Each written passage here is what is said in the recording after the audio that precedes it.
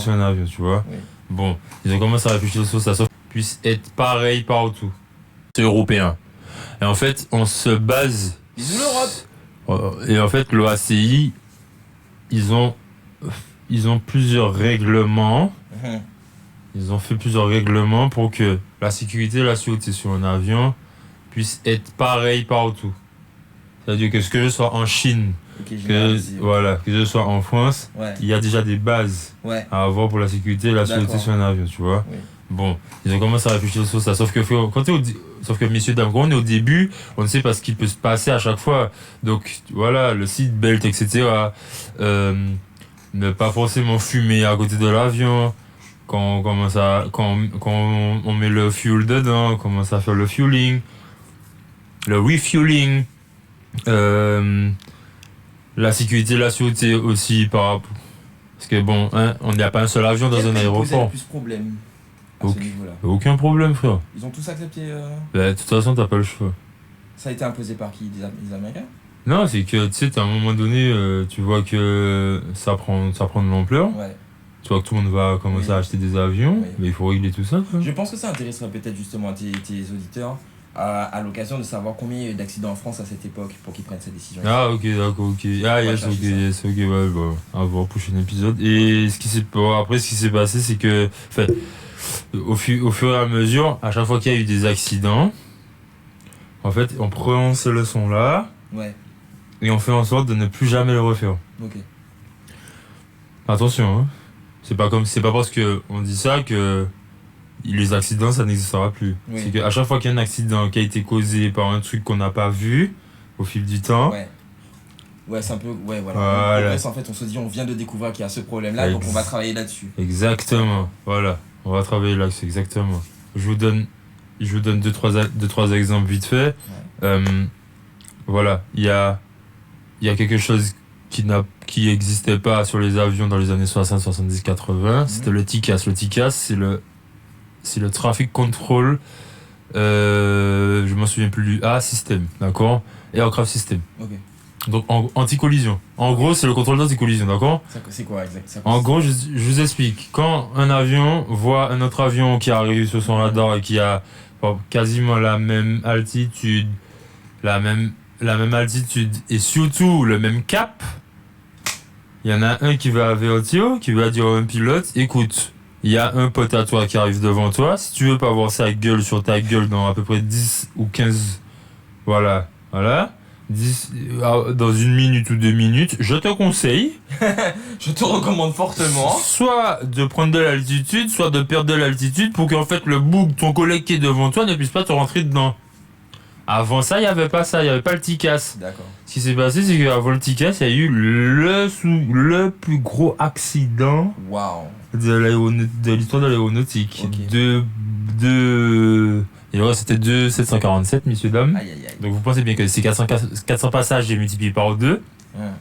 Un qui décolle, un qui vient d'atterrir. Donc je vous explique qu'il il y a 400 passagers qui essaient d'arriver quelque part, il y a 400 passagers qui sont contents d'arriver à destination.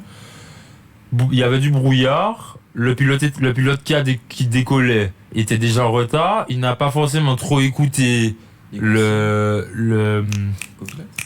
la tour de contrôle, il a décollé, il y a le 747 qui était en bout de piste, il a voulu décoller, il était lourd, et bien il n'a pas pu décoller avant de taper l'autre.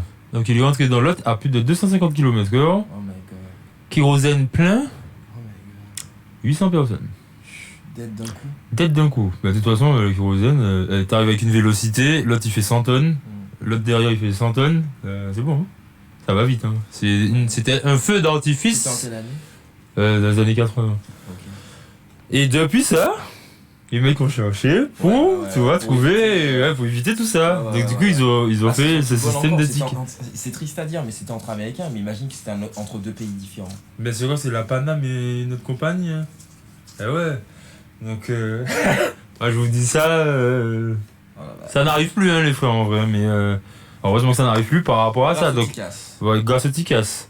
Et on n'aurait pas eu le ticket s'il n'y avait pas eu l'accident. Donc vous comprenez bien que c'est grâce aux gens qui ont quand même eu des accidents, à plusieurs décès, grâce à plusieurs incidents. Ouais. C'est malheureux à dire, hein, je vous dis ça. C'est C'est vraiment à la suite, c'est pas grâce, mais à la oui, suite de plusieurs c'est à la suite de plusieurs incidents et accidents que, en fait, maintenant, nous avons vraiment cette chance et cette opportunité de pouvoir prendre l'avion quasiment les yeux fermés. C'est vrai. Voilà. Donc, enfin, pas merci, mais bon. Voilà. On a appris, ils ont, en fait, ils on a ont appris. été, voilà, on a appris, Moi, j'ai rien fait. oui, nous avons appris, enfin, voilà. Personne et j'ai aidé personne à casser quoi que ce soit. L'aéronautique, en tout cas, a appris beaucoup des accidents, apprend toujours des accidents. Je vous donne encore un autre truc, Oui. une autre anecdote. Il y a une compagnie aérienne que je ne vais pas citer, anglaise, je crois, je m'en souviens plus. Il y a une maintenance qui a été faite à 3h du matin par un mec qui, du coup, a prolongé son shift de à peu près quelques heures. Donc, il a eu des heures sup sur une journée difficile à 3h du matin. Il a changé, du coup, un pare-brise d'avion. Il fallait changer les vis, sauf qu'il n'a pas mis les bonnes vis qui étaient marquées sur la fiche technique de l'avion. Il a mis des vis un poil plus petites, avec un filetage un poil plus petit. Mais il est rentré. Et ah non, pas du tout. Alors ce qui s'est passé, c'est qu'à 850 km/h et à 8000 mètres d'altitude, il y a une décompression vu que en haut on a plus de pression à l'intérieur que à l'extérieur. C'est normal pour pouvoir respirer. Ouais. Ben en fait, le ballon de baudruche, il y a eu un trou dans le ballon de baudruche. Non, c'est que ça a gonflé, la vitre. Et la vitre, Elle a pété. tu sais, c'est comme la bouteille de champagne. Poum! La vitre est partie, le pilote a suivi la vitre. Et en fait, c'est ce fameux pilote qui restait comme ça sur la carlingue jusqu'à ce que l'avion il descende et tout. On l'a récupéré, il était froid et tout ça, mais en fait il est toujours en vie. Bref. Waouh! Ouais, bon, vous allez regarder ça sur Aircrash ou. C'était en quelle année? Années 80. Je veux pas dire de bêtises parce que ils ont fait un service bulletin pour ça. C'était dans les années 90. Ok. 90. Waouh. Ah, c'est pas si loin que ça quand même. Ouais, 90-2000. 90. Et donc, Donc ils ont appris, en fait, qu'est-ce qu'ils ont appris? Ouais. Ils ont appris que déjà, pour la sécurité de tous un chacun, Oui. le mécanicien ne peut pas faire. Voilà. On a tel. Les gars, regardez-moi bien derrière la caméra. Derrière l'écran là. Si vous pensez qu'on se tourne les pouces et tout ça, qu'on met du vis n'importe comment et tout, en fait, on a fait. Les mecs en aéronautique ont fait tellement pour diminuer leur risque d'accident que on a des règlements. Ça répare pas un avion. On a J'ai essayé, hein. on a des règlements, on a des façons de faire, on a des procédures à suivre, on a des émargements à faire, on a des papiers à signer. C'est tout ça, c'est pour pouvoir certifier. Faire en sorte que ta maman rentre chez elle. Ouais, voilà. Te faire du café. Ouais, en fait, voilà. Et je voulais pas dire ça comme ça, c'est pour rentrer chez ta maman bien comme il faut, man. Si t'as envie de rentrer chez ta maman bien comme il faut, si t'as envie que ta maman vienne te voir comme il faut, mon frère, en vrai, il faut suivre le mécanicien suit toute la réglementation qu'il y a à suivre. La procédure. Toute la procédure qu'il doit Sinon suivre. ta maman elle aura froid. Sinon. Ouais, en vrai.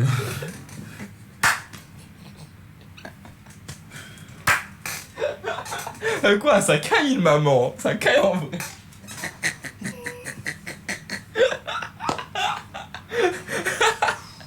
C'est pas vrai, une maman ça peut avoir froid. Hein. Oui. Ouais. Sinon ta maman tu la verras plus.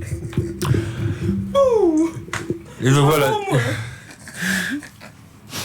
Bon bref. Là c'est le moment de couper parce que on t'aime bien mais en fait YouTube ils aiment pas qu'on fasse des trucs plus longs. Donc il faut que tu suives la 4ème vidéo si tu veux. Déjà. Ouais c'est fou. Hein. Et si C'est déjà. Si tu nous aimes pas, on est content que tu sois venu, on te fait plein de bisous et on te souhaite plein de choses pour le futur. Et on te dit à bientôt parce que tu vas peut-être revenir. Voilà. Attends, il est déjà 22h.